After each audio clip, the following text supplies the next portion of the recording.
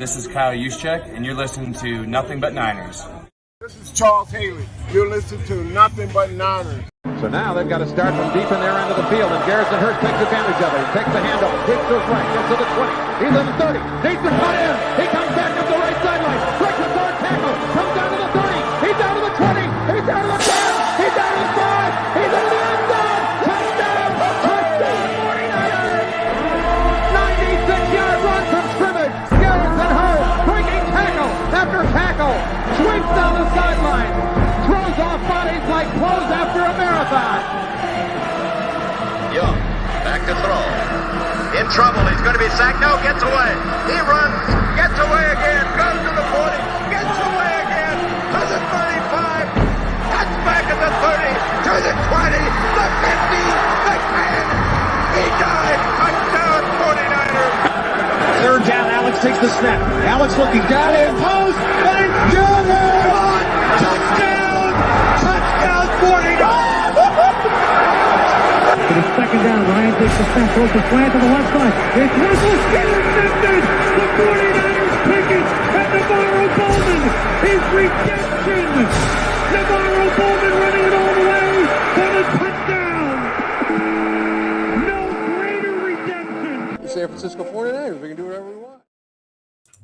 Click, click, boom! What's going on, faithfuls? It's your boy Mike from the Nothing But Niners crew, and guys, we are back, all right? Today is a Thursday, man. We are here to have a really fun episode with you guys. We will be discussing the 49ers' finances with our special guest, Jason Hurley. I'm going to run through some formalities. Wayne Breezy's going to be jumping in here soon. I'm going to pop my man Jason in here in a little bit, too. I want to thank him for his time and all that, but we will get to that after we run through the formalities, okay? So first and foremost, guys, if this is your first time here on the YouTube page, please give us a thumbs up if you enjoyed the show. Like the video, okay? And if you really enjoy it, subscribe. After you subscribe, you want to turn on your notifications so you know when we bring you guys impromptu shows, all right? The month of March is madness for us here. We literally just pop up and do 15-minute segments at any time. We started doing them at midnight. Now we're doing them at noon. Now we're doing them midday. You just never know when it's going to happen, and that's why it's important that you have your special notifications turned on. So make sure you guys do that, all right?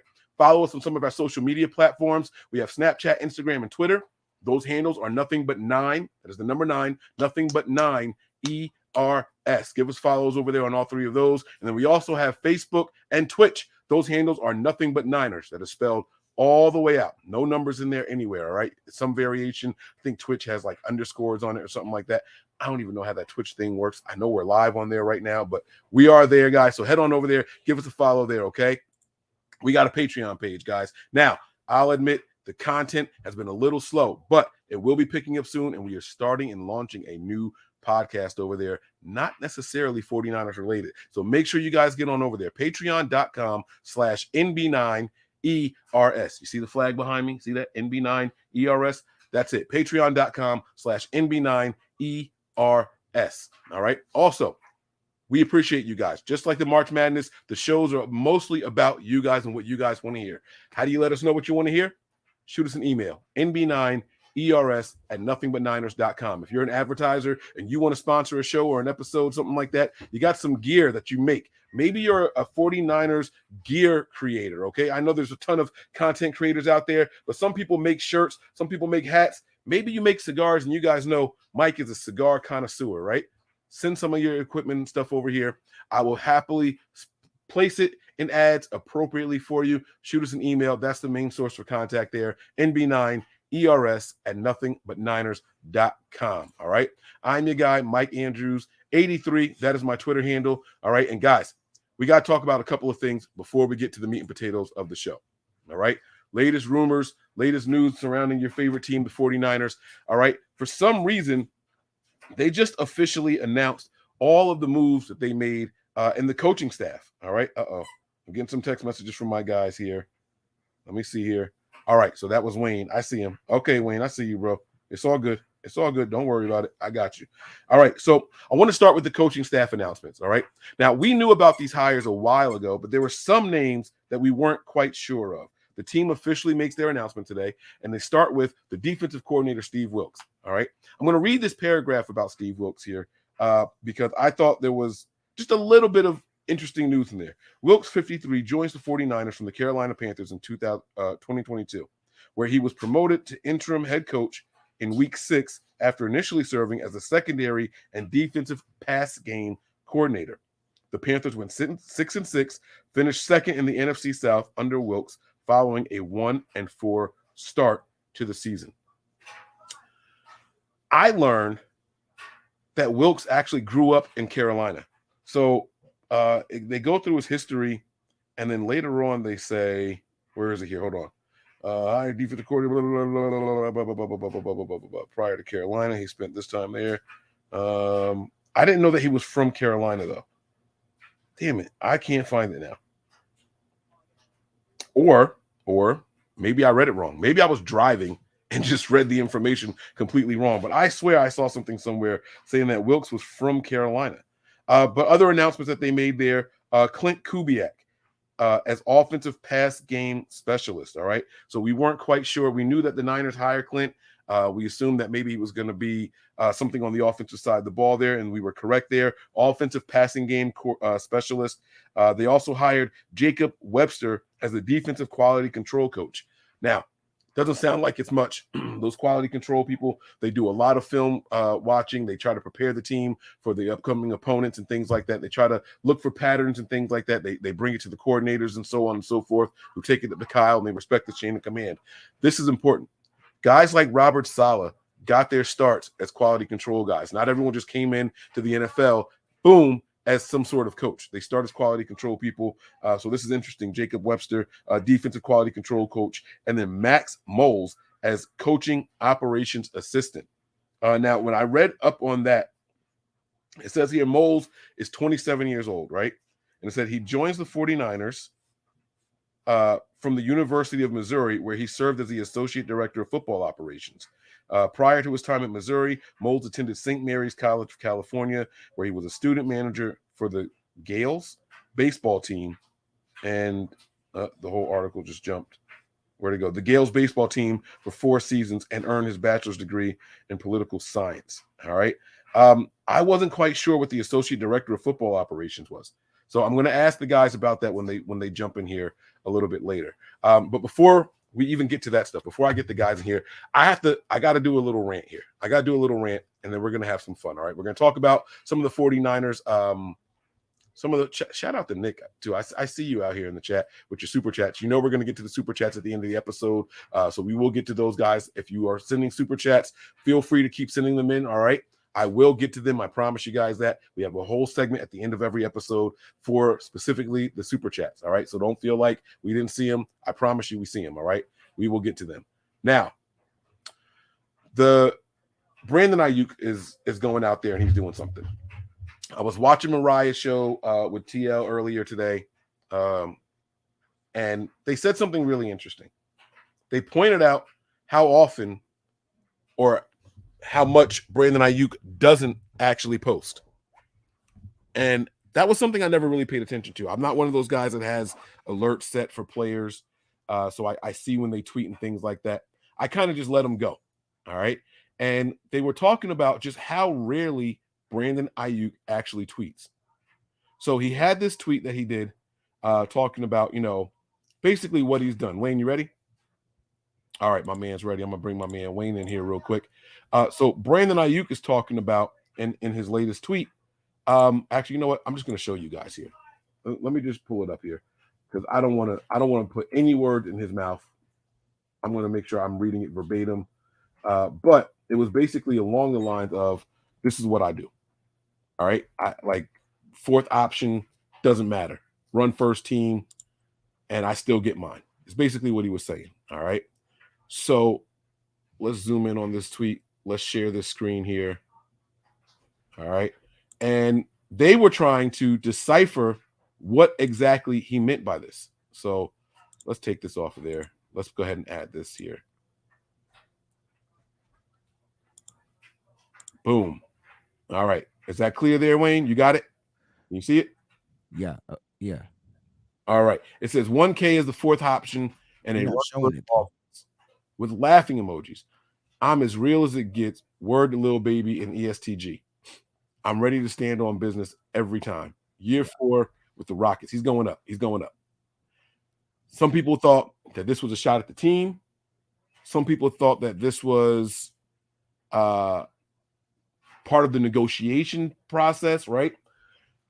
Wayne, we've talked about how negotiation. Oh, it didn't show it. That's what I'm saying. It's not popped up. Oh, I didn't hear you. See, I'm gonna turn the volume up on your mic, not on your mic, but on my computer, and watch you tell me we got feedback. All right, so there we go. I turned it up some. Okay. There's the tweet there. I don't know why he felt the need to do this, but he did. It's here. What's your interpretation of this tweet, Wayne? I mean, my interpretation is just him putting there's people on blast about like his gameplay. Like, look, man, I kind of take it word for word what he said. Look, I got 1,000 yards and I'm the fourth option on a run first offense. I'm as real as it gets. I'm ready to stand on business every time. He's going into year 4. Now, the 49ers have some decisions to make. And so, you know, a lot of people don't want to talk about the decisions of Brandon Aiyuk, or there might be some type of possible trade or whatever.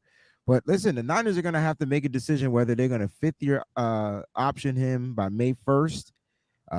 And so it's going to be interesting to see. But this kid is banking on himself. That's kind of like how I look at it, bro. I don't I can understand the diva mode of this because Debo did it and everybody called him a diva. But Debo was trying to get the same thing, right? He doesn't get a 5th year, and he didn't have a 5th year option. He was trying to get another deal before he stepped on the field. I don't think BA is looking for the deal right now, but I don't know, man.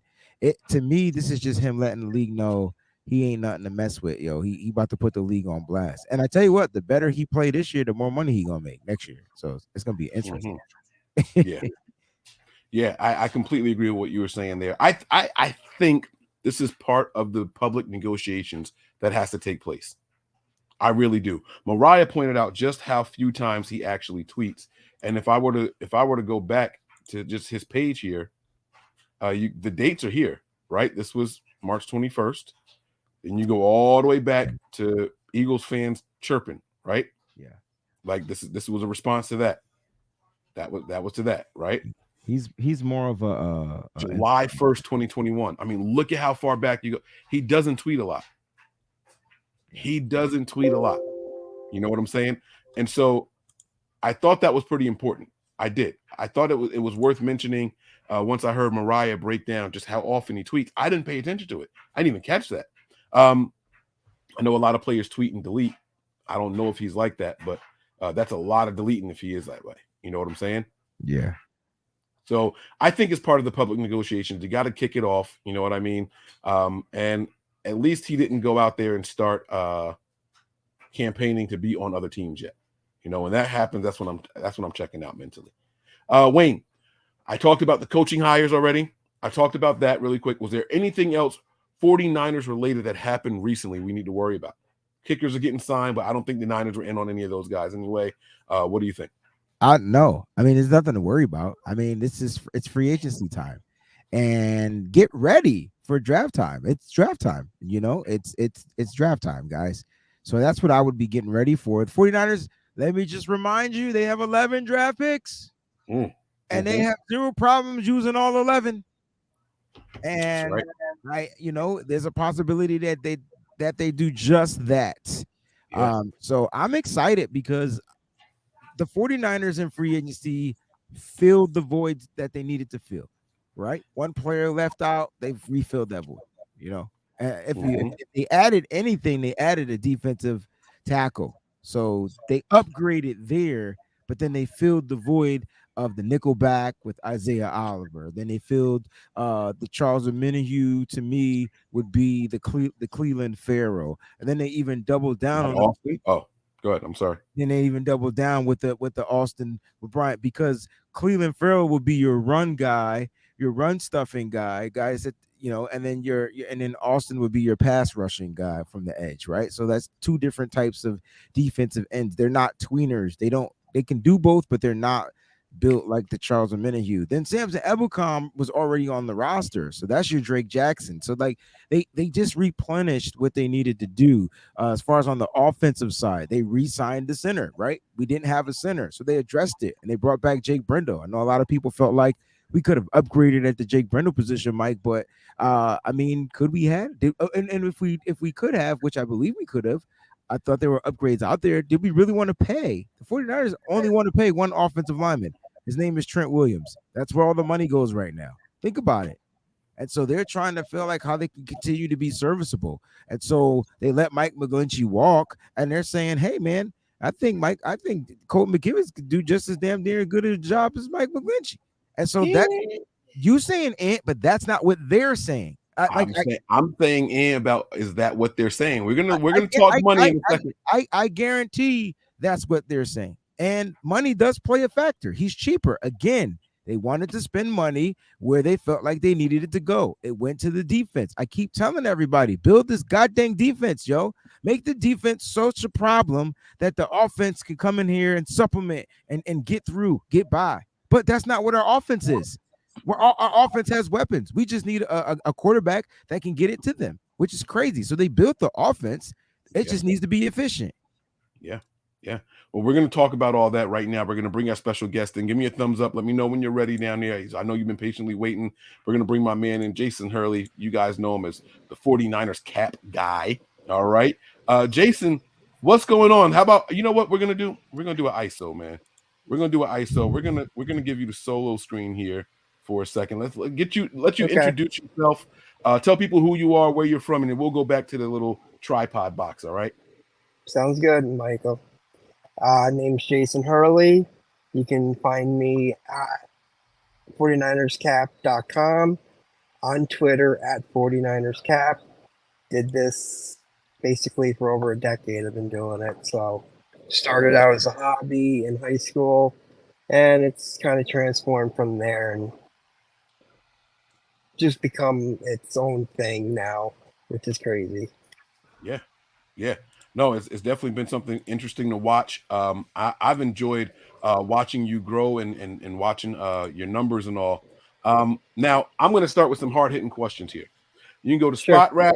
You can go to Over the Cap. You can go to 18 different sites, and you'll see 18 different total numbers. Mm-hmm. Why does that happen with the salary cap? Each site is calculating differently.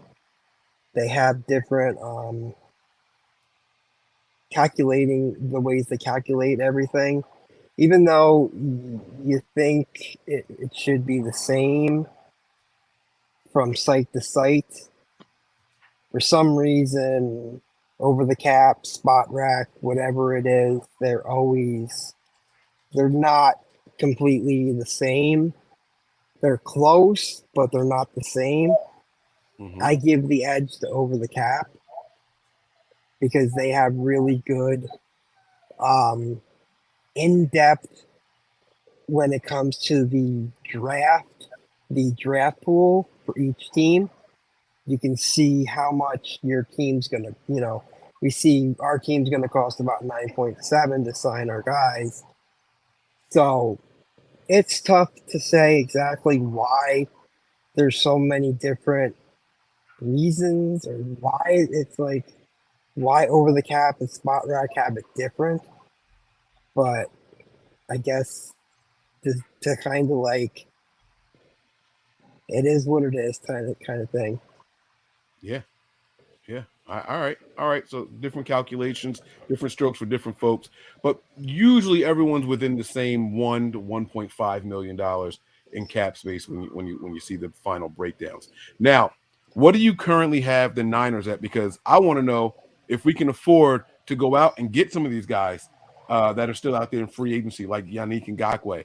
Were there centers that we passed on because we didn't have enough money? Like what do we currently have the Niners at? I currently have them after getting some new information that they're at $4.5 million under. That's before Feliciano and Austin Bryant steals. I haven't calculated them into it yet.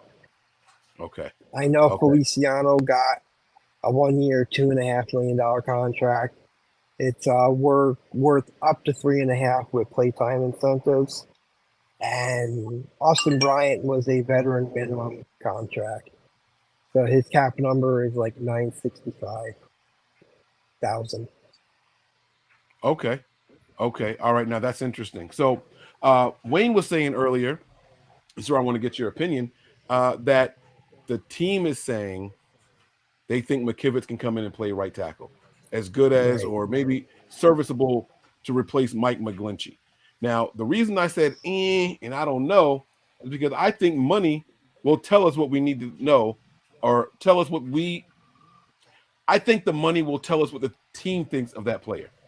What did the money in the Colton McKivitz extension say to you, Jason? What exactly were those numbers? And then Wayne, I want to see if you agree after he explains what the numbers are. Yeah, to me, the numbers were a 2-year deal worth around $4.5 million total. And to me, that says we think you can be the right tackle, but we're more banking on you being the swing tackle, most likely. But he's going to have every opportunity to be the right tackle. But that money is not starter money. Definitely not what a starter would get. Okay.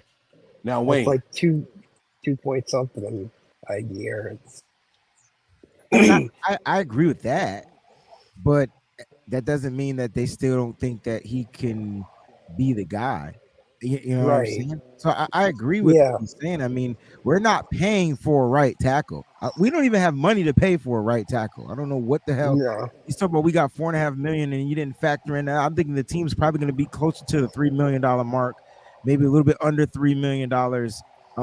When it comes to those figures get factored in, and Jason's spot on. Like, he's 100% correct. They're not giving him starter right tackle money, but they're giving him tackle money and an opportunity to be the guy.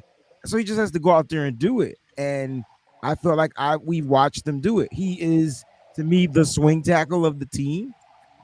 But now he has an opportunity to go out there and be the tackle. And after he fulfills his contract, the same way these other guys who made $0 in the NFL, minimum peanuts or whatever, like Jake Brendel, look where he is now. And so this is a great move for Colton McKivitz. For Colton McKivitz. All right, so a kicker that they might bring in is going to be a veteran. Whatever that veteran signs, it'll likely be like how does a team determine, how are caps figured where, let's just say it's $100 million deal, right, for 5 years. I'm going to use really, really round numbers, average of $20 million a year. But then you see the cap hits aren't that. Why does something like that happen? It's all about the structure of the contract. All about structure, the way that they structure it. You got to look at, like, let's take Javon Hargrave for an example. Okay. 4-year, $84 million, $21 million a year. He got an upfront bonus of $23 million. That's a signing bonus. He also got a $6 million option bonus next year. They're all guaranteed, and they prorate over the length of the contract. Now they added a void year to Hargrave's contract, so it's really a 5-year deal. It's technically it's only 4, but the 5th year is a void year. It's like a dummy year. Gotcha. It doesn't exist. Yeah. So with Hargrave's contract, it's basically, like I said, it's all about structure. You have to look at the structure of the contract, and when you look at it, it's basically a 2-year deal worth $40 million because they can get out after year 2 of the contract if he doesn't play up to the standards. So it's not as simple as just looking at the total amount of the contract, subtracting the bonus money, and then dividing that over the years of the contract to figure out the cap hits. It's not that simple. No, it's not. And this is you why have to look at, I don't do this stuff. They'd be like, Mike, what's the cap space? I'm like, damn it, I don't know. I don't know anymore. I have no idea. I don't know. All right. So there's rumors going around that the Niners can extend guys like Nick Bosa. They can extend guys to make more cap space. Explain to us how something like that would help. Okay. How would extension So- and who would it be if the Niners? I tell you what. Let me put you in the box and put some pressure on you here. If the Niners needed to create $15 million in cap space, how would they do it? If they needed to create that much cap space, they'd have to restructure Trent Williams' contract, which saves around $14.5 million. But if we're talking about extension-wise, Nick Bosa, when he signs his deal, they can save up to around $12 million if they were to, when they extend him. It likely won't be that much because he's going to get a high signing bonus, a large one, and I expect that it'll save around like 8 million, 9 million, where it's going to be enough to sign the draft class to account for them when the season begins in September. Okay. All right. Now, what about Christian McCaffrey? Because from my understanding, everything that he is getting, every penny, is a cap hit. Mm-hmm. And what can they do with Right. something like that? Is that money that's They can- playable? Yes, that's playable. They can restructure the contract. They can add on void years. They can save over $8.5 million. They could tear the contract up and give him a new contract if they wanted to. But the way it looks like, I don't think they're going to do that. They're probably not going to touch the contract yet. But he has no guarantees left in his contract, no guaranteed money. So why would he play, Jason? Like why would Christian McCaffrey get up on that football field and put on some cleats and play one game? Why would he even why would he show Ding, ding, ding, ding. That's the question. I don't have a bell. But Yeah. Wayne got the bell over there. That's the question. I don't know if it go ding ding ding, but it's something like that. But like yeah, like that's the question, right? Because if I'm Christian McCaffrey's agent, I'm not even letting him step on practice field. Because God forbid anything happens, no money. Is there injury guarantee in there? I don't Is there think injury so. guarantee in there? There is an injury guarantee, but it's only for $1 million.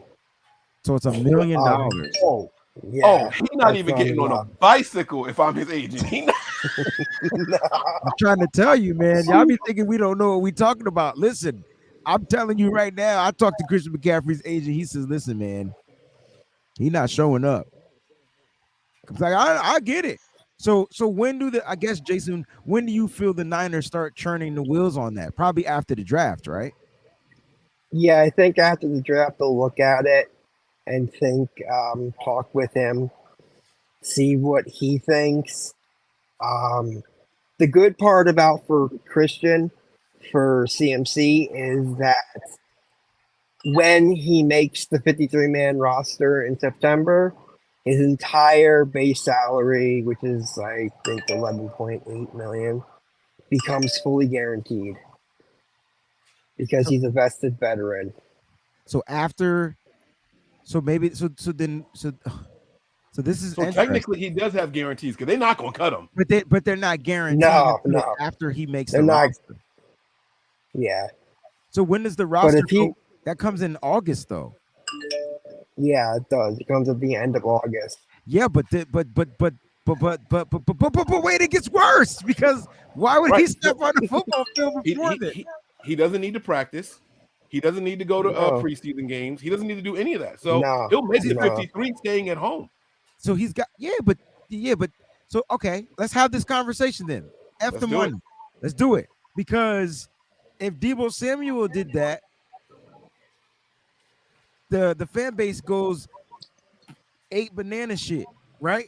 Now, if Christian McCaffrey does it, is the fan base going to give that same type of reaction? Because technically, he's not getting paid to show up for any of that. You want me to go first, or you very want to respond? good. I mean, yeah, because my point Go, is you go, Mike. he's not Go ahead, practicing. Mike. He's not practicing with the team. He's not Right. building continuity. He's not practicing with Trey Lance. That's the whole point. Like, so what? Go ahead, Mike. That is a very, very good question, right? And there's always two ways to look at it. Sometimes there's even three. Okay, from the fan perspective, especially if Lance is the guy out there all through the offseason, OTAs and all that stuff, we want to see him getting out there and building that chemistry. That's from the fan perspective, right? We want to see that. Give him the heat if he's not showing up. I understand that. From the financial perspective, his team, his side, we have $1 million guarantee. You go out here and stub a toe, turf toe or something, anything that sets you back, we're in trouble. You can't go out there. The truth lies somewhere in the middle. Most logical people can remove emotion and then and understand either party's perspective. That's what logical people can do. Logic.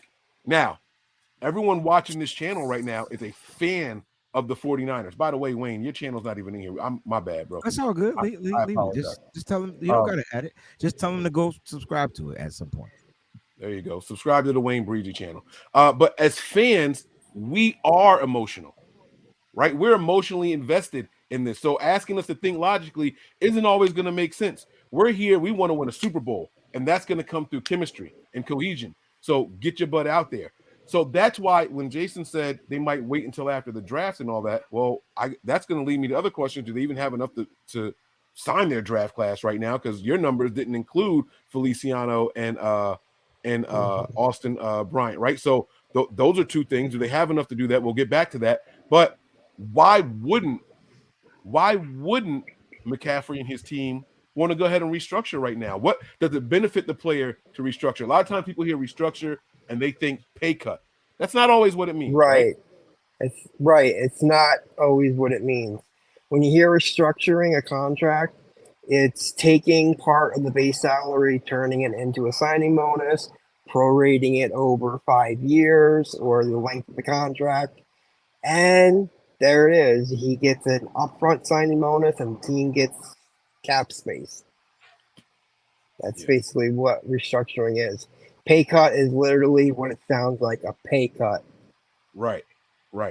So the team can actually take some of his money that he's owed later, give it to him up front. So if they know that they want to keep Christian McCaffrey, has 3 years left on his deal? Yes. So, and each year is $12.5 million, if I'm not mistaken, right? It's right around 12.5. It's 11. Yeah, it's 12 million each year. Okay, so 36 million. Right. So they can take that 36 million that he's going to get in 3 years, and they can say, you know what, Christian, let's sign this restructure. We're not going to touch any of your money. It's going to move it around a little bit. A signing bonus of $20 million for the next 3 years. Now, do they have to add years on to that deal in order for it to be a restructure? No, they don't have to. They don't have to. Yep, they don't have to add years onto it. But with the way the 49ers are operating right now, they're going to add void years to the deal to maximize cap savings. Did you know that, Wayne? About his void years? If the team restructures a deal, they don't have to add time onto it. Did you know that? I didn't know that. No, they could add the void years. Yeah, like that's something that they do. No, they can, but I thought they had to. Jason, no, they don't have to. No, they don't. I didn't know that. I just learned something new. Oh. Mm-hmm. I thought that if they're going to restructure, that means they're changing some part of the deal. So they're going to add a year or two or something. But those years are considered kind of like those voided years, right? Right. So that doesn't mean they're going to play longer. They're just going to get paid after they're gone, and so it goes into your dead cap. Yeah, and that we remember Anquan Bolden. That was a big example that happened here. He had a couple of years afterwards. D Ford had those years afterwards. I think we're still paying D Ford, if I'm not mistaken. Yeah, we're still paying D Ford. So why won't they do something like that now? That's my big question. What's the harm in doing it now to create the extra cap space, to give him his guarantees, give him incentives to come to the practice, so that way the fans aren't, rallying against him? Because they don't care about the fans. Like they don't give two shit. They don't. I do. They don't care about him. If that was the case, why they don't give us Nick Bosa's extension right now? Why they Who don't? says they're not working on it? I didn't say that. Who says they're not working on Christian McCaffrey? But my point is, they don't got to move when the fans say they got to move. That's my point. Mike always got to go against the grain with the shit that I say. I never understand that, Jason. That the point is, they don't care when we want it. They do it when they want to, and so maybe they are working at it, or maybe Christian McCaffrey's still taking a break and he just not answering the phone right now. Like, we don't know. I guarantee you something Cabo still. Maybe if he's still in Cabo, that dude got money. That day, because he's been in Cabo for a month. He's still in Cabo. Yeah. No, he done paid a couple mortgages. A couple of mortgages. Yeah. Bro. All right. So, but would it behoove him? There's incentive in it for him to get a deal done now instead of waiting, right, Jason? Yeah, there's incentive to get it done now. You get the money now, and the team. It's incentive for the team to do it to get the cap space right away. So there is incentive to get it done. Okay. Whether it's going to happen or not is another story. We don't know. Right. Now, just off the gut. Now, we don't have a first. We don't have a second. And our thirds are super, super late. Do you think the Niners have enough currently after the other two contracts come through to sign our draft class? We got 11 picks. This is a great question, and I'm going to say yes because because during the offseason, only the top 51 salaries count against the salary cap. And when you factor in those third-round picks, they would be high enough to go on to the top 51. But the rest of the picks that are on day 3, 5th round and 5th through the 7th, they're so low that the only thing that counts is the prorated bonus. Will any of those third round picks even make it to the top 51? Yeah, they should. The third round pick should. Even though they're that late, they're like technically fourth round picks. Okay. Well, so that's only 3 players. That makes me think the Niners trade 2 of those. Move up. Try to get a right tackle or something. Yeah.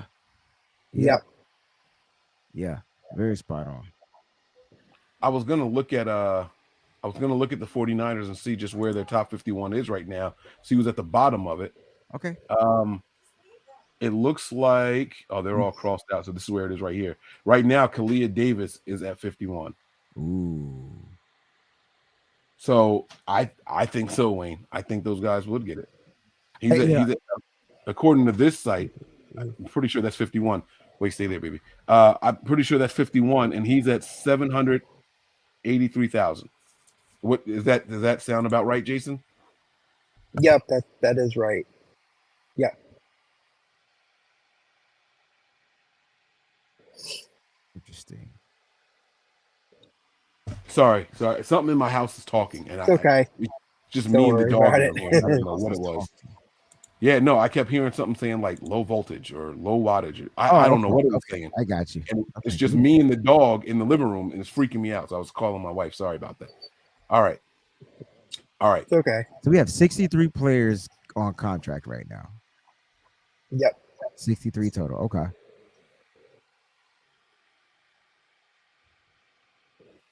This is gonna be interesting how they try to continue to guys, you know what? I forgot. We signed. I'm sorry, Mike. I totally forgot we had a wide receiver named Daz Newsome on this team. We got some pieces. Those future contracts. Yeah. I totally forgot about that. What's a future contract, Jason? What does that mean? Like I've never understood. Are they on the team or aren't they? Yeah. The technical term for it is a reserve futures contract. Basically, when the season is over, the regular season, and that's over, any player that's not on a practice squad can sign with any team, and the deal doesn't become official on the cap until the new league year. Which was It's basically March 15th this year. It's just a way of signing players, even while you're in the playoffs. We did it with AJ Parker. We were in the playoffs and we signed him to a futures contract. Okay. It just basically means that the contract will count starting on the new league year. We'll start counting on the new league year. Now, when the league says the teams have to be under the cap by a certain date, there's always two different cap numbers on every site. It's all, and then it's top 51. Now, you just said a couple minutes ago, maybe a couple seconds ago, I'm sorry, that only the top 51 count against the cap. Is that true? So the rest of them don't matter? Because if you look at Spot Rack right now, I don't know who's included and who's not, but it says cap space 2.4 million. That's with all of them. But it says cap space with just the top 51, 8.4. Right. So it sounds like we got plenty of money because we have to cut down. When do we have to be under the cap for the next time? Well, you actually technically have to be under the cap at all times from when the new league year begins till the end of the season. You have to be under the cap, or else any deal signed would get rejected by the NFL and the NFLPA. But the top 51 salaries are just for the off season. After once final cuts are made, that's when you start to see you'll start to see me, okay, we have this much cap room because now players 52 and 53 count, and then you've got your practice squad that you sign the next day, and if anybody's injured. So that's why all players usually it's considered an effective cap room. It's basically with everybody factored in to the contracts, every contract factored in. So like 63 contracts that we have factored in, and according to my numbers, they would be 3 million over. But that's because right. So but you have guys getting cut at you have your 3 round of cuts. You go from 90 to 85, and then 85 to 75, and then 75 to 53 type thing. Gotcha. Now, do you have alerts set for when Niners sign somebody? Like, how do you update your numbers? Like, who gives you this information? Don't tell me who, but like, is there a source, or you just wait for it to be released? Both. I do have a source. Let's go, Jason. Talk your shit, baby. Let's go. Yep, I do have a couple sources. Can't say who they are, but yes, I will. We'll never ask you to. Yep, and I will wait on some numbers if I have to. Like Feliciano's, I gotta wait to see exactly what his entire contract looks like. All I know is what Feliciano's numbers are. I know that it's a 1 year, $2.5 million contract worth up to $3.5 million with incentives, but beyond that, I don't know the base salary, the signing bonus, that kind of thing. Let's be clear, and I want Wayne to hear this too. Feliciano just got more money than our right tackle per year. Yeah, but y'all think Feliciano going to start? But no, I mean no. I mean, wait a minute. Let me try to figure out what Mike is trying to do. No, don't try to figure. Just because you always trying to start something. Like, look, I'm not the way I see the Colton McKivitz signing is it was cheaper to give him a deal than it was to tender him. Correct? That's true. And it was cheaper to go out to get another free agent right tackle. But so they didn't, because obviously there's something in him that they like. Bingo. I'm back to being right again. So that's what it is. There's something they like, and they got something that they like at a fraction of a cost.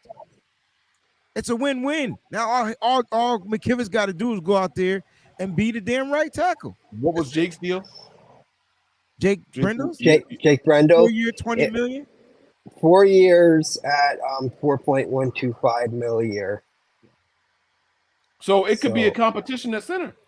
Yes, it could be. Yeah, but possible. I think the Joe Feliciano signing, you know, it just allows the 49ers to have some flexibility on the offensive line again, and that's the key. That's the key trait to what he does. He's better at center, but he can also play guard, just like Brunskill was. Whoa! Who's better at center?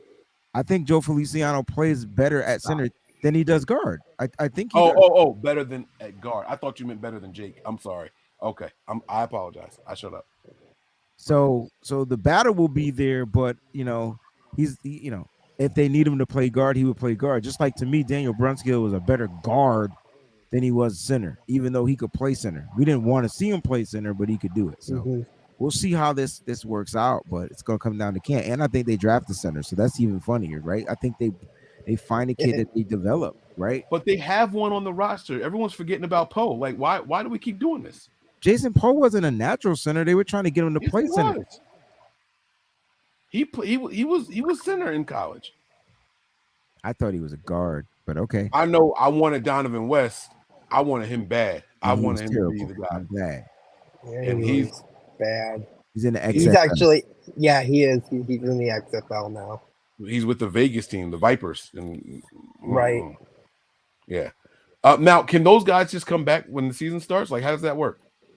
Their body's got to be beat to hell, though, right? Like, you're not going from one day to the NFL 2 months later? Probably not, but I could see some of the standout players, the guys that led the league, sacks, receiving yards. They're gonna probably get some snips from teams. They're gonna be like, "Hey, you want to sign with us?" So yeah, it could happen. Jason, I'm interested, man, because money talks. You just got to be listening, and this is what you do. I have to imagine that you have a completely different outlook on things based off of the general fan, because if you see things from a money perspective, and I don't know, don't let me put words in your mouth, so cut me off at any time. No. But if you see things from a money perspective, like teams invest in what they want and who they want. Like these numbers have to say something to you, right? So you talked about this 1 year deal. I'm going to go back to the center position, right?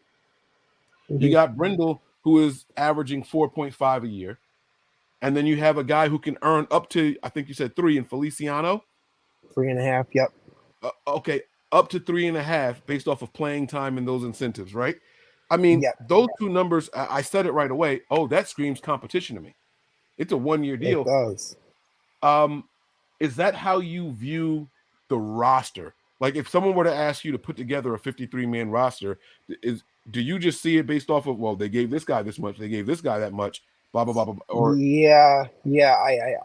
it's partially what I see when I watch the players play, but more so when I see that, like, okay, Demetrius Flanagan-Foles, he got $1.25 million of his deal guaranteed. So that, to me, that says he's going to make the roster. He's here. Yeah.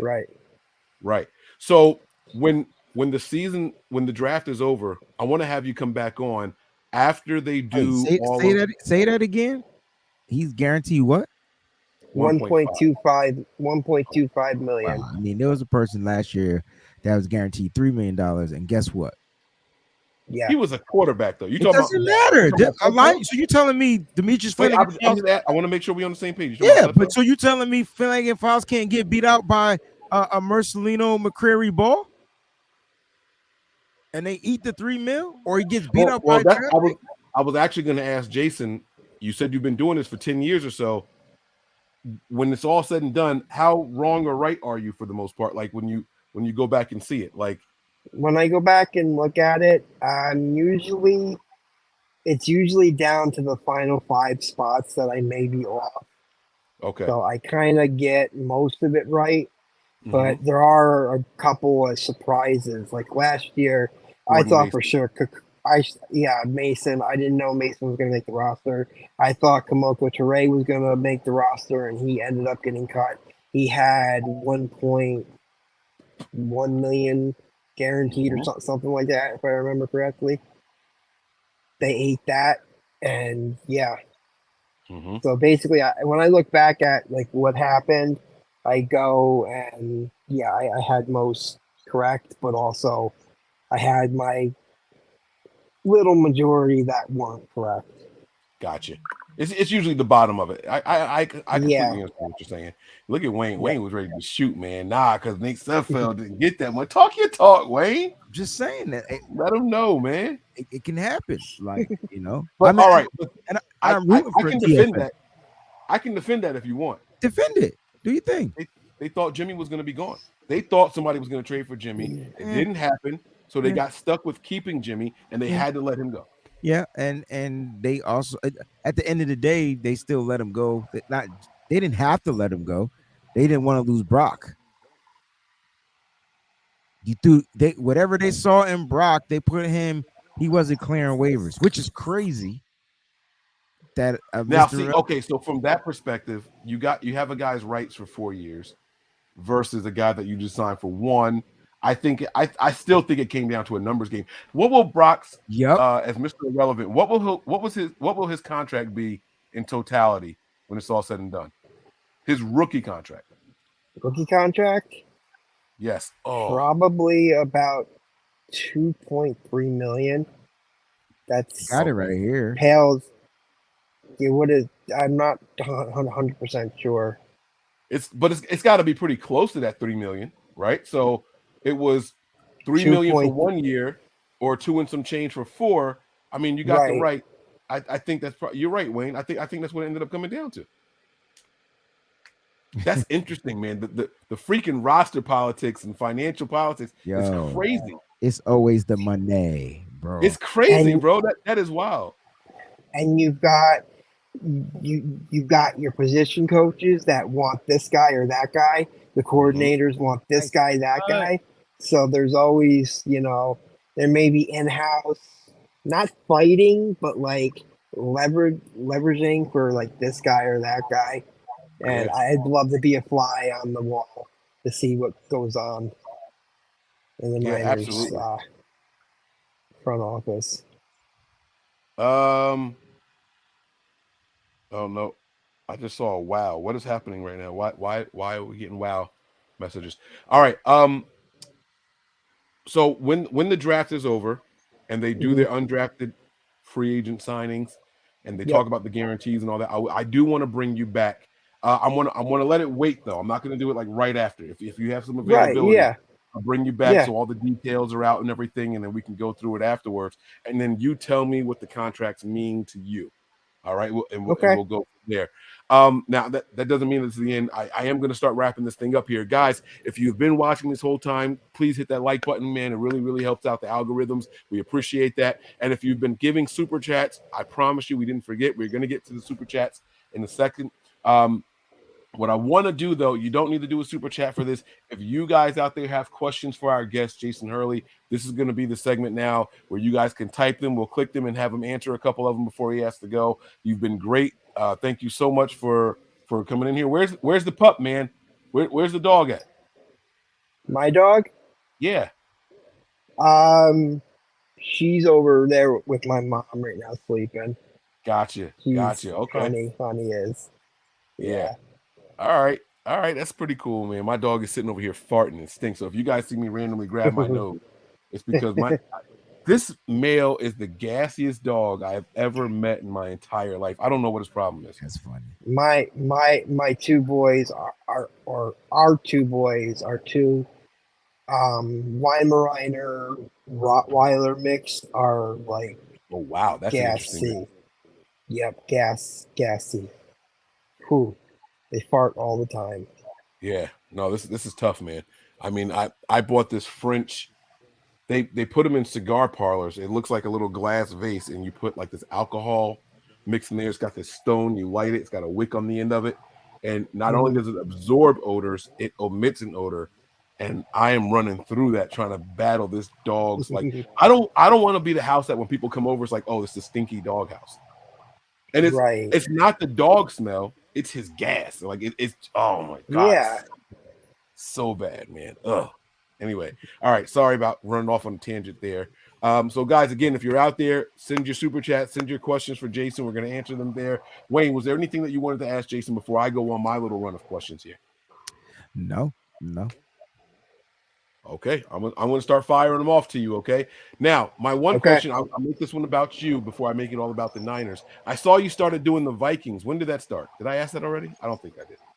No, you didn't. I started doing the Vikings because my father passed away in 2019, and he was a Vikings fan. So I did that, and thank you. I did that in as like a tribute and honor to him type thing. It's not like that I'm like a fan of the Vikings. I'll watch his games. I still say his games. So I'll watch the Vikings, but obviously when they play us, there's no. It's 49ers. Yeah. Ride or die 49ers. Yeah. Now, where are you from, if you don't mind me asking? New York. Okay. Oh, from New York. Okay. Yeah. All right. But not the city, though. New York is big. Like that's. No. Yeah. I'm in the Albany area. Oh, okay. All right. Okay. I used to get my way up there a little bit. Rochester and things like that. Okay. All right.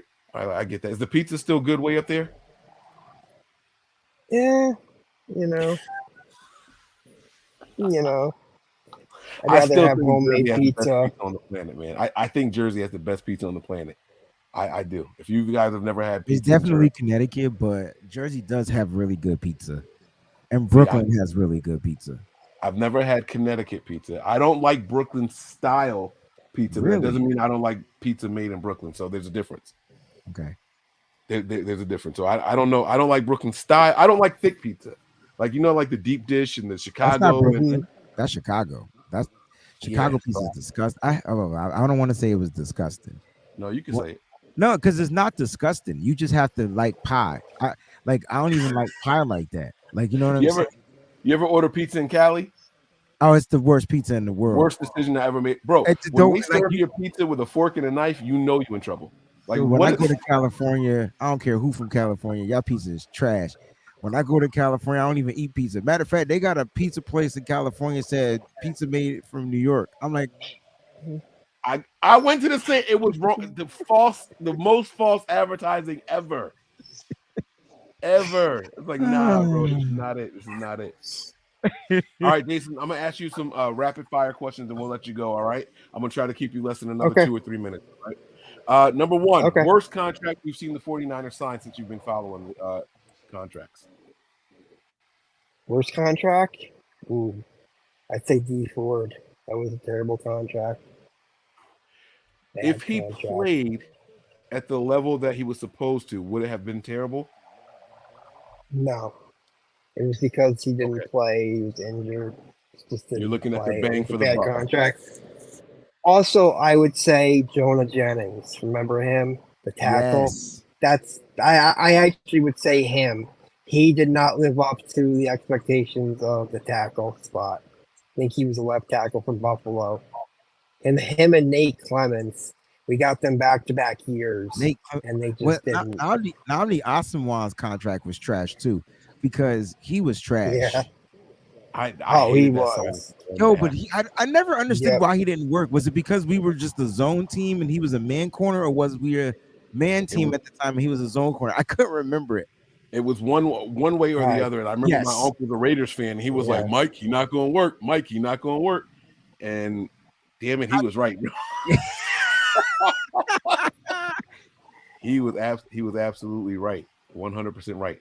All right. Best contract you've seen the Niners. It's probably a rookie deal, like a rookie exceeding contract expectations. Yeah, I would say George Kittle.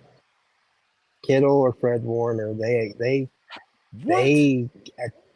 really exceeded what the contract was. Kittle being a 5th-round pick. All right, here comes a hot take for you guys. You know what? I'm gonna get you guys off the screen for this one real quick. I'm gonna go solo and just say this, and I'll pop you guys right back in here. I don't want anybody when they clip this up and start talking shit about us and they're passing it around the group chats. I don't want you guys to be associated with this. I'm gonna go ISO here. I'm gonna just say it. Short hair Kittle was better than long hair Kittle. Long hair Kittle ain't it. I'm sorry, he's not it. And I think the Niners need a refund on that contract. All right, I'm gonna back it back out. You guys don't need to comment. You don't need to say anything. Y'all don't have to respond at all. Trust me, it's okay. Don't worry about it. I miss short hair Kittle. But I get what you're saying in principle, right? You got an all-pro out of that pick. Mm-hmm. Same thing goes for Fred Warner, right? Yep. I got a question for you. Is Parag as good as his job as people think? Or, hear me out, for years, his job was never hard because the Niners had nobody worth extending and manipulating contracts for. Or if you can't answer, just say pass. If you can't answer, just say pass. He's as good as they say. He really is, in my opinion.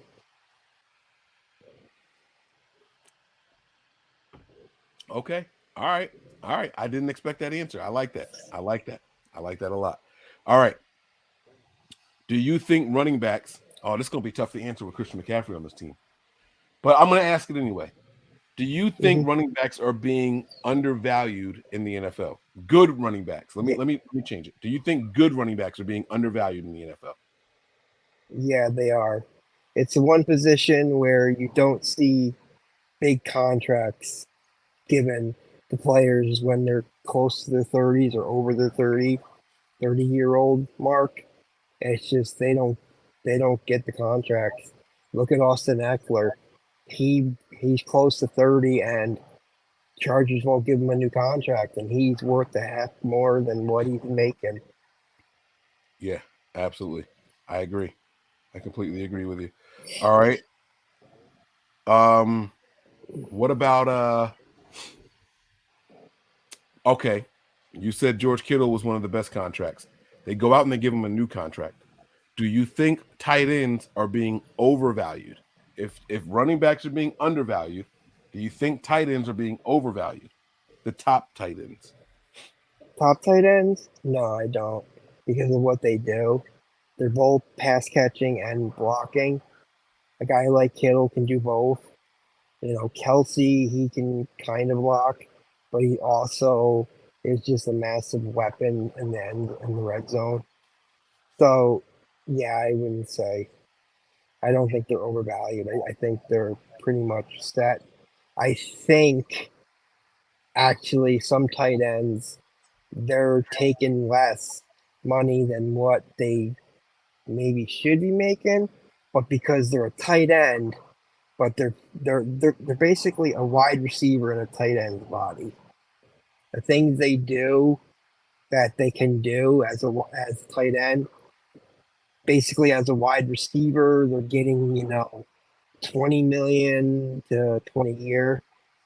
I think Tyreek Hill's contract is technically $30 million a year. So when you look at that, it's crazy that a tight end, they're having a hard time even tight ends getting paid. They have to take 1-year prove-it deals. Yeah. Okay. All right. I get that. My last question for you. Well, it's a two-parter here. And I know you don't know the answer to the first part, so I'll ask it now. Why are coaches paid from a different pot, and where does that come from? Oh boy. It's not salary cap. Who actually pays the coaches? The owners do. But out of what? The CBA, with the collective bargaining agreement, a certain percentage goes to the players. That's where the salary cap is made of, most of it. And then the other part goes to the owners, and then they can spend as much as they want on the coaches. So it comes from all the revenue of the TV deals that they've done. You know, they did TV deals with Fox, CBS, NBC, and then they got Amazon Prime and YouTube TV now having the NFL ticket. So that's why I keep saying that the salary cap will skyrocket. You're going to see it go up so much. By 2026, it's going to be over 300 million, and that's crazy to even think that. Okay. All right. I think teams are jumping the gun a little bit with that being said, right? Like I think teams they're looking at these players and they're paying them a percentage of the salary cap, where what I think they should be doing is fighting to extend the size of the roster and then using that extra money to pay those guys. I think teams are doing this all wrong. I really do. I agree. I really do. I think they're going to shoot themselves in the foot when it's all said and done. And the NFL, the Players Association is doing the rest of the bottom part of the roster a disservice.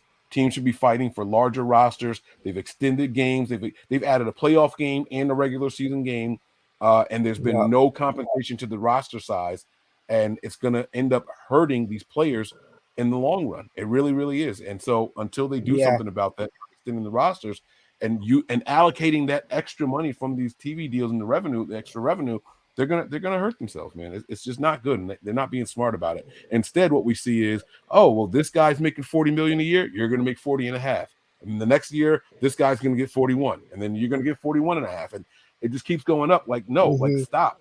Like it's okay to roll some of that. Oh, I wanted to ask you about the salary cap rollover rule. Explain that. You have to spend a certain amount of money in a certain amount of years. How does that work? In a 4-year period, I think it's a 4-year period, either 3 or 4-year period, you have to spend, I believe it's 89% in cash, which is basically what the player gets during the year, what he's paid. So, like with Hargrave, he got a $1.08 million base salary, but he also got $750,000 per game roster bonus, $100,000 workout bonus. His cap number is 6.615, but he's really getting paid more this year because he got that $23 million signing bonus. That counts as cash because it gets prorated over 5 years to help with the cap purposes. Gotcha. That makes sense. That makes sense to me. Wayne, what game were you watching up there, bro? UConn, they won. They're going to the Elite Eight. Okay. All right. I saw you getting fired up over there, so I was just wondering what was going on, man. I saw the long face come. Oh, that's the long face there. All right. We're gonna get to the super chat section of the show here, but this one did come in for you here. Jason, this one's for you from Nick. He says, do you think Christian McCaffrey was overused by Shanahan? Boy. You know what? This is going to be interesting coming from you because you think money also. Look at the money he was getting and all that. Tell me he was overused. I mean, but you got to look at it. They only paid him $690,000. They only had to pay him last year, so I think he was overused, and I think they've got to lessen the load. So hopefully Mitchell can stay healthy, or Jordan Mason can become that beast of a number 2 running back. Or you get some production out of TDP, or they draft another guy. Yeah. Yep. Or sign another undrafted free agent. Y'all know they're drafting a running back this year, right? Like people are gonna throw a hissy fit, but they're gonna draft a running back this year. 11 picks. That's all I'm gonna say. They should draft the running back. They should draft the kicker, and they should draft the quarterback. I know people don't want to talk about it, but they should. They absolutely should. All right, let's get to these super chats now. And we're gonna have some. We're gonna wrap this thing up. Jason, if you got to jump off, just give me a signal. I'll turn it all off. It's not a big deal. I'll let you go. I'm good. I'm good. I do want to give you the floor when it's time to go. So, all right, guys. Let me just before you do that, Gammon, I see you watching. Listen, Gammon, go onto my stream, right? And the description of the show, shit, it's not there. I got to get him the new Discord link because I got a new Discord and he was running the 49er stuff over on the old Discord, so I got to get him to be on the new Discord. So Gammon, hit me up. However, email me something, and then I'll send you the new link. All right, go ahead, Mike. All right, there you go. All right, Gammon, take care of that, man. All right. Nick hit us with like 3 or 4 questions right in the beginning before the show actually started. Yeah. He says here, have you or Wayne ever listened to Nappy Roots or Field Mob? Yep. Nappy, you don't remember Nappy Roots? Come on, bro. Don't do that. Oh, I did, because you made the face. Where they from? Where they from and where do I live? Come on. I didn't. When you made the face, I didn't know you were gonna say, "Come on, man." Like, yeah, no, this is like, yes, absolutely, 100% for sure. All right. So, but yes, we have, and actually, some of those songs are still in my rotation. You know, like when you hit shuffle on your playlist, like they still in there, man. You know, you can't go wrong with some of those guys, man. Do you guys think we should start drafting to replace guys like Kittle and Trent Williams, because Trent could retire at any time? I want y'all to answer this question. This is I'm going to move Jason up here. I would like to get your guys' opinions on this, especially from a cap perspective. I have my answer, but I want to hear from you guys. Go ahead, Jason. You go first. Yeah, I think they should consider start drafting some young players that they can groom under Kittle and Trent. So yeah, I agree. I would. I mean, yeah, but I mean, unfortunately, I mean, if you draft, there's a couple of tackles you can get now that will never be Trent, but you can groom them, like Jason said. And as far as Kittle, your Kittle replacement is in this draft.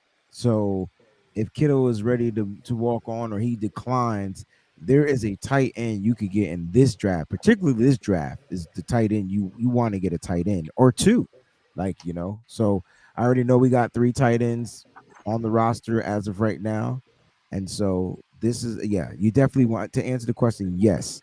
I don't know if you're replacing Trent with anybody in this draft, though. The closest to me would be Darnell Wright or any one of those guys like that. You know, Darnell Wright is probably my favorite tackle in this draft. Then Cody Miller. I would 100% start drafting guys to replace them. Absolutely. 100%. You don't want to react to losing a player of their caliber. You want to be prepared to lose a player of their caliber. Trent Williams admitted that he had to take time and think about it and all that. I kind of think that was tongue in cheek, but you never know. And once players start thinking about retirement, like it's time to start, doing the right thing by them.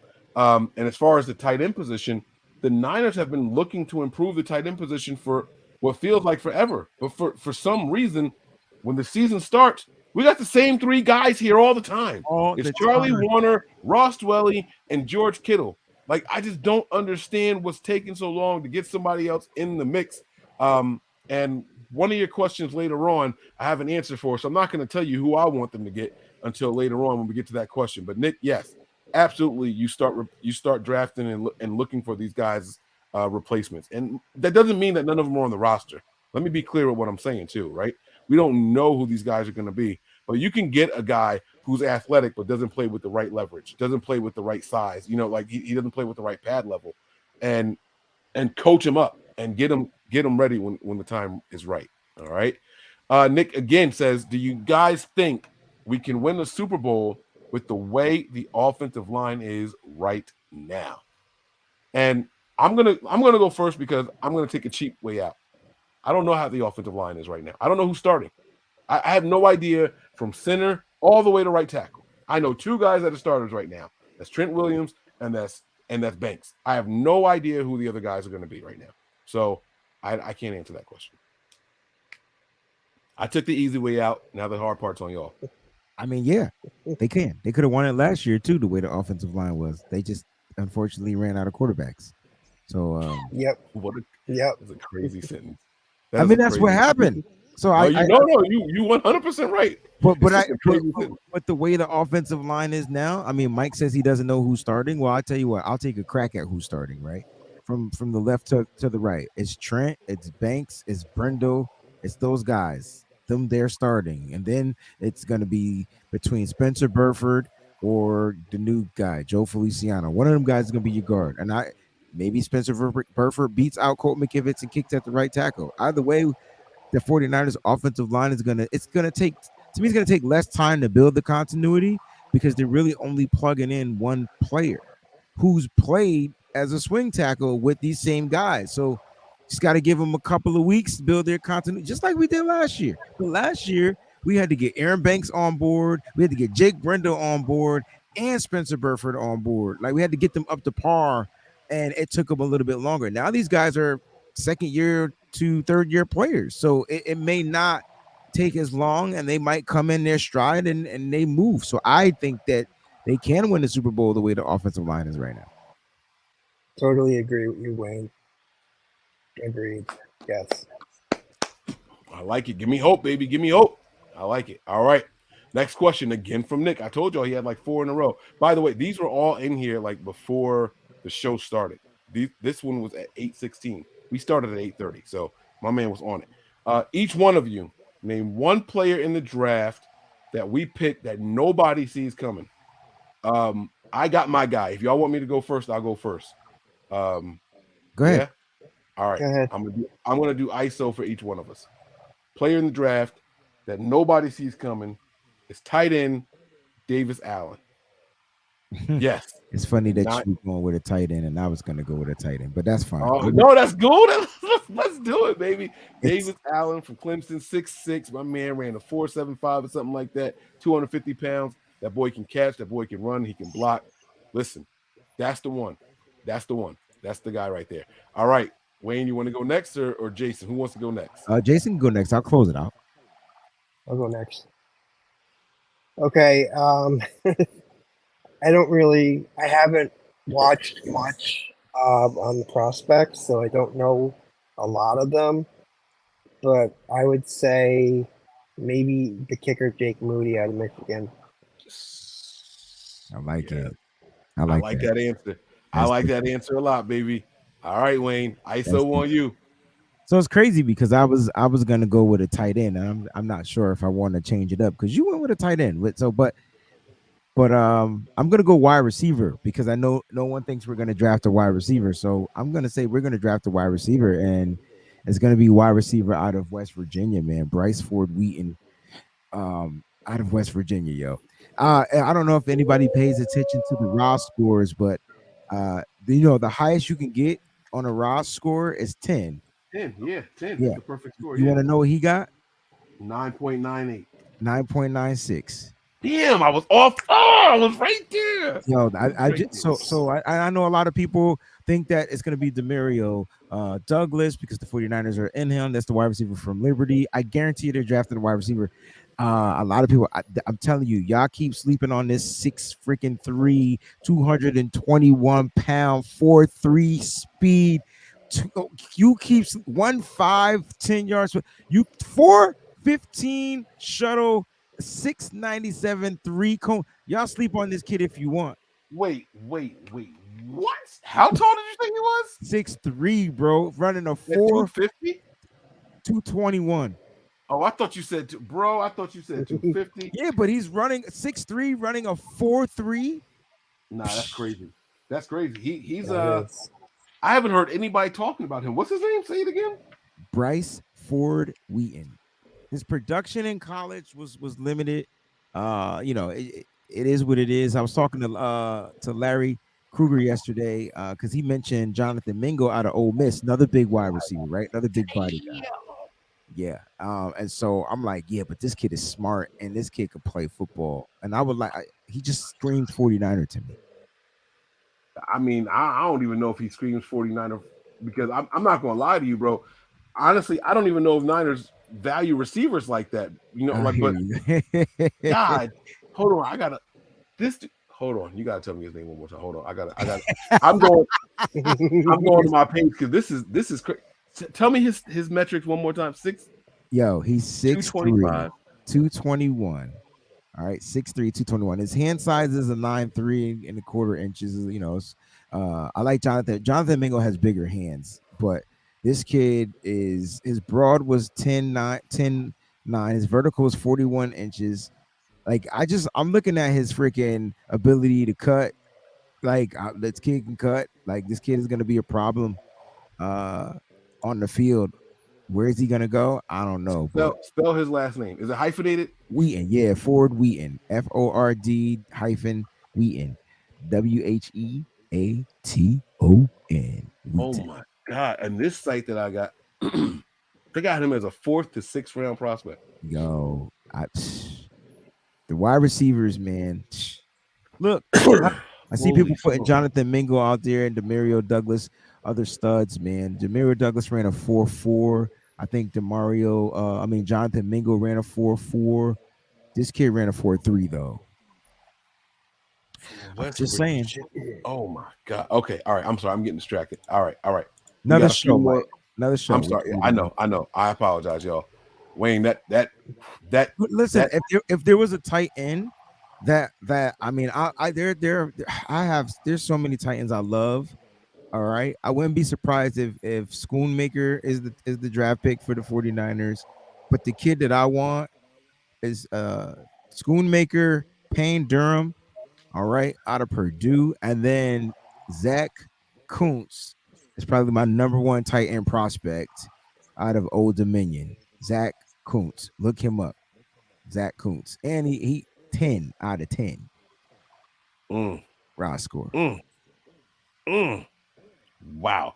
And those are the kind of things that Kyle likes. Kyle looks at those athletic, okay, all right, all right, we'll keep it moving, man. 3 cone. Delvin Thomas says here, why do some teams go crazy over the cap and others don't? Is there a penalty for going over the cap? If so, then some teams don't. If so, then some teams care and some don't. So this is interesting because earlier we were talking and it said that the Saints were however many millions over the cap, but you said they basically have to be under all the time. I don't get it. They didn't go over the cap after the season ended, did they?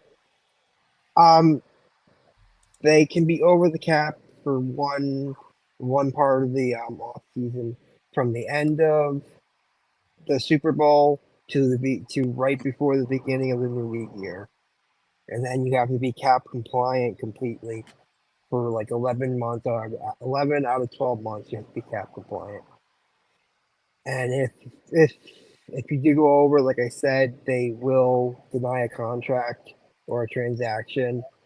And there have been teams that fines, draft picks, forfeited. We saw that with the Texans, I think it was, with the Deshaun Watson thing. So yeah. Yep. Yeah, they didn't report the money the right way or something like that. Yeah. Yeah. So they that's why there's only 31 picks in the draft this year, guys. There's only 31 picks in the first round. Yeah. So lost their first pick. Lost their first pick. Forfeited. Things like that happen. All right, good question there. Corey Wiggs says here, I also wouldn't touch Armstead, another player that all guarantees have been paid. After next season, we are in the clear. I think I look at this different than most people, right? I don't look at players as in I wouldn't touch them because we've paid all their money.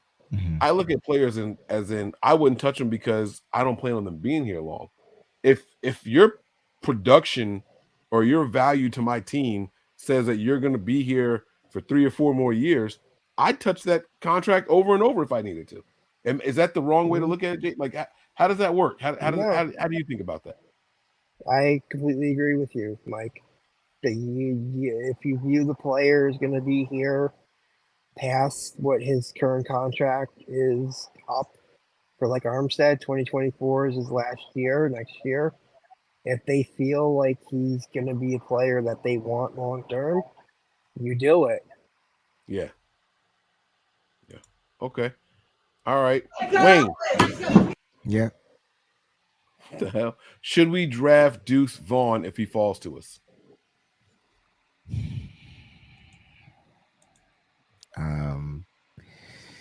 I don't know. I haven't. He hasn't been on my radar. Like, so I'm not even. No. What do you Let me think? look at his combine. So he's a running back. I like I there's certain running backs that I want that I think would be what's the word? They could complement, but they bring something different. Like there's only one running back I feel like the 49ers should go after and get. If they're gonna draft one, it would be Tajay Spears from is it Toledo? Tulane. Tajay Spears. That would be the only kid. Because what he can bring to you in that pass game like if Christian McCaffrey gets spelled off, you said we don't want to overutilize him, right? You bring this kid in, like he's like Jarrett McKinnon, like 5.0. Like his speed is crazy. And I mean, he didn't run super fast at the combine. He was like a 4.4, 4.5 guy. But at the end of the day, like, he got that football speed. So like once he get the ball, you can't catch him type of speed. So I saw him in person and he just stood out at the Senior Bowl. That's one guy that I would want to bring on here. So let's look at Deuce Vaughn's combine. I got his stuff right here too. I mean, he didn't do much. He didn't do much at the combine. He's got his vertical and his broad jump and his bench press. Okay. That's all I see, unless you got a different something different. 5'5", 179, little small, but he's a very decisive runner. Doesn't shy away from contact. I mean, I don't know. You said fall to us as if that he would have to be our first pick of the draft, and if that's the case, then I'm going to say no. Yeah, like when people say fall to us, I always think they mean fall to us at our first pick. And if that's the case for a running back, no, I don't think running back. I see what you mean. I see what you're saying.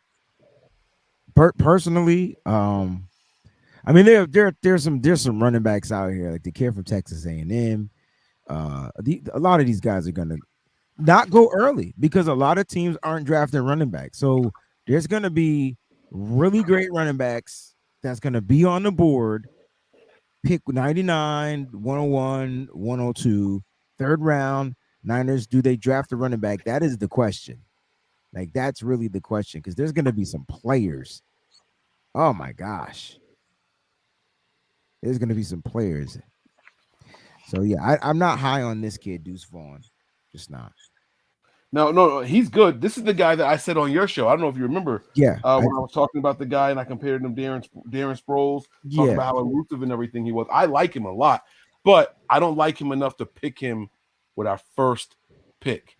I do really like the guy. I want to be clear. Like that was the guy that I mentioned on your show, but I don't know if we should get him that early. I can't see the Niners' first pick being a running back. It's not how the team operates.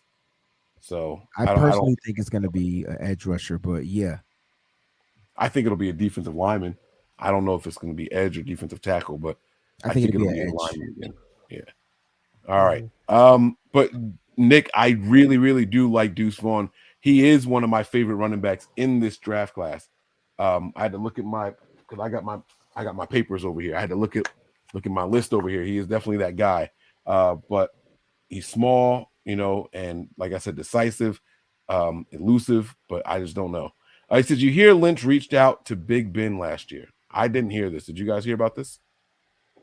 I think it came out today, if I'm not mistaken. Yeah, today or yesterday. Or yesterday. He reached out to him and said what? I don't know. I didn't really read into it. Yeah, I didn't read into it. No disrespect to Nigel, but I really don't give a shit. Well, no. I mean about Big Ben. Like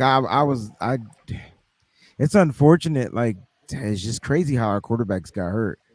Because I think did he reach out to him? Maybe Nigel can correct it because I didn't read it either. But did he reach out to him? Well, it wouldn't have mattered because our quarterback didn't get hurt. You know what I'm saying? Did he reach out to him when Jimmy got hurt? I'm curious to know. Yeah, that's what the headline was. Oh, okay. See, I didn't remember. I think they were high in on Brock, but that kind of sucks, right? Because Big Ben. I'm so glad it didn't happen, bro. Not because Big Ben would have been better than Josh Johnson, but Big Ben would not have been coming in to play behind Brock Purdy. Yes, he would have. No, okay. I mean, he wouldn't have wanted to, but I think that's what he would have had to do. Yeah, I'm glad it didn't. I'm glad it didn't play. I'm glad it didn't happen either, Mike. I have a personal thing against Ben Roethlisberger, so it's cool. Sean says, "Man, East Coast has some good food. Tread lightly. I lived in Brooklyn and worked in Manhattan, the East Coast, New York for sure. Disrespect Mexican food, having all Chinese owning and running Mexican restaurants. Come on. I don't even. We were talking about pizza, Mike. That has nothing to do with Mexican restaurants. I think he just brought up the East Coast. He's just talking about how New York is with their food. Yes. And they do have good food. We were talking about a specific type. I don't know. I thought there was a Brooklyn style pizza. No, am I wrong? No, Brooklyn pizza just big slices, man. They like it's yeah. So all right, Chicago has the style. Yeah, there's another place that has a deeper, but it's square. God dang it, I can't remember. It's all right. Pizza is Sicilian pizza, so that's anywhere. You can get that anywhere. All right. Did Wayne get a new microphone? He sounds smooth as butter. Let me see that thing, boy. Pause. Oh, I shouldn't have said that. I'm sorry. Let me. Yeah, there it is. Put your mouth on it. Say something. Let me make it erect. Pause. What we working with over there? What is that? So this is the Shure. So I had the original studio microphone, the Shure SMB 7, and then they made a podcasting version of the microphone. So I wanted to, I just wanted to upgrade to that. So if you guys want to get one, check it out. I gotta get this. The cool thing about this new mic though is like you can hook it up 2 ways. So you can go USB, which is probably the normal quicker way. So that's got the little three prong on the bottom. Yeah, it's called XLR. Yeah. So that's the way I like to hook it up. So what I did was I hooked up my. I'm such an old school tech guy.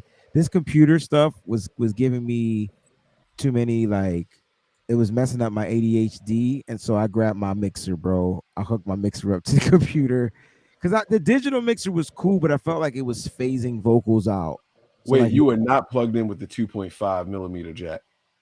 No. I mean, I got a 12 channel, an 8 channel mixer right here on my table. But what's the mixer connected to the laptop or computer with?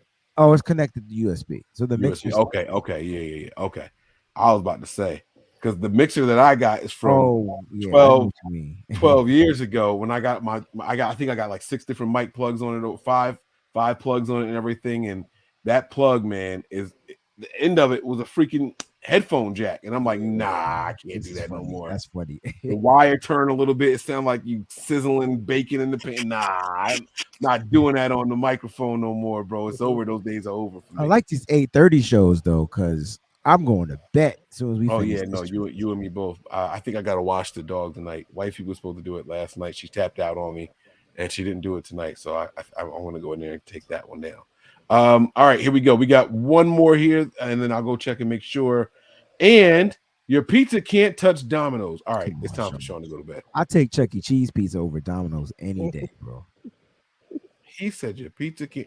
Kanan throws a party every time we go by a postal box, or he sees the mailman, stupid red, white, and blue of Domino's. Oh, I get it. All our free AG, what's AG? Agents. Our cross-trained vets. Okay. All right. Well, that's cool. I like that part. Now, I will say this. When I do travel outside of the Northeast for pizza, I go to chains. So I'm going to ask y'all, what's your go-to pizza chain when you leave the Northeast? That's a great question, Mike, because we're all from the Northeast up here, but I don't eat pizza if it ain't the pizza here, bro. That's the one thing I'll stay away from, man. And it ain't because I'm scared of the carbs or stuff like that. Nah, it's just too much bread. It's not pizza. So if I had to pick a chain, though, probably be Little Caesars over any one of them. Wow. Okay. Yeah. Pizza. What about you, Jason? What you got? You got to leave the Northeast. No? If I had to leave, no, I haven't. No, I mean, I haven't had pizza outside of New York or out of the Northeast. What's Detroit pizza, y'all? I've never. Is that the square pizza Mike was talking about? Is that the one I'm talking about? Detroit? Who said something about Detroit? Somebody, Grizz in the chat. I know it's thick. Now Detroit, I won't. I don't know. I never had Detroit pizza, but Sicilian pizza is the squared pizza. So they make the square pies. It is Detroit style. I'm gonna show you the picture. I just googled it. That's the one I was thinking about. So I knew there was one that was square and looked like. Ugh.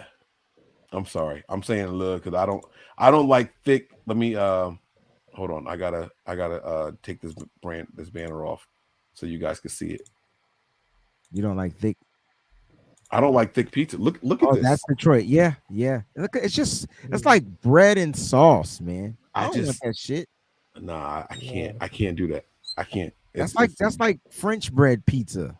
It doesn't help me, man. All right. Damn. I was. So my when I'm out and I gotta order pizza from somewhere, this is gonna sound so crazy, right? I like the crust on Domino's, but I like the pepper that comes in the Papa John box. Oh, Papa John's pizza is good, bro. I like the pepper in the Papa John's box. Papa John's is probably the closest to real pizza out of all of them. Now that I think about it. Hey, I mean, I know we're not supposed to be supporting them, but I know when I travel, that's the one I go to. What about Papa John's? Yeah, so that's the one I go Little to. Caesar pizza you can get for $3, bro. So that's the that route. Don't scare you when food be a little too cheap. That don't bother you. Nope. Like I can't figure out how some of these places sell 10 nuggets for 99 cents or $1.99 because them shits ain't real nuggets. I was gonna say it can't be chicken, right? I know Jason is like, what the hell have I got myself into? Jason, man, listen, man, we're gonna let you go, man. We always do something at the end of the shows called final thoughts. And you have the floor right now. We're gonna go ISO on you. We're gonna give you the full screen. Let the people know anything you want them to know. If you're doing anything, if you're working on something, let them know where to find you, man. The floor is yours. Thanks so much for coming on. We appreciate it. First off, thank you, Mike, for having me on. And like I said in the beginning, you can find me on Twitter at 49ersCap or go to 49ersCap.com. That's basically it. Thank you, guys. Had a great time. There it is, right there in the corner there. All right. Thanks so much for jumping in here, Jason. Wayne, your turn, man. ISO on you. You want the ISO or you want me to leave it the way it is?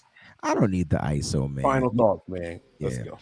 I mean, final thoughts is I'm just getting my brain waves prepared for the draft, man. I'm getting super excited. There's so many options out there, right? We have 11 picks as of right now, and I'm just ready to see, get down to the breakdown.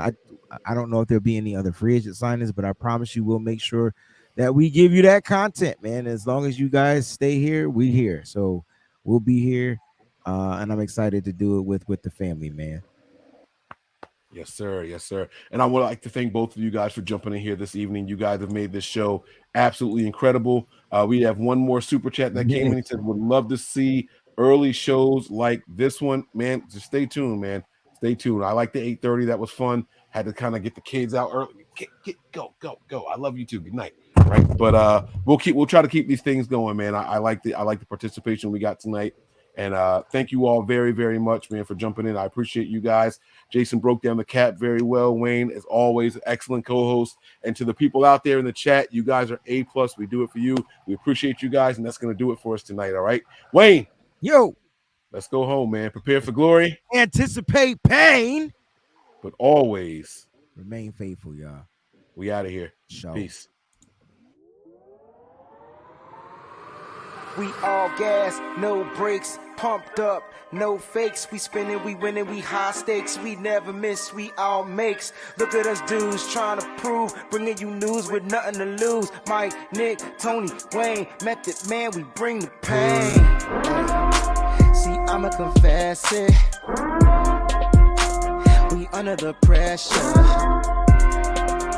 If you looking to find us, we them nothing but Niners. We nothing but Niners. We nothing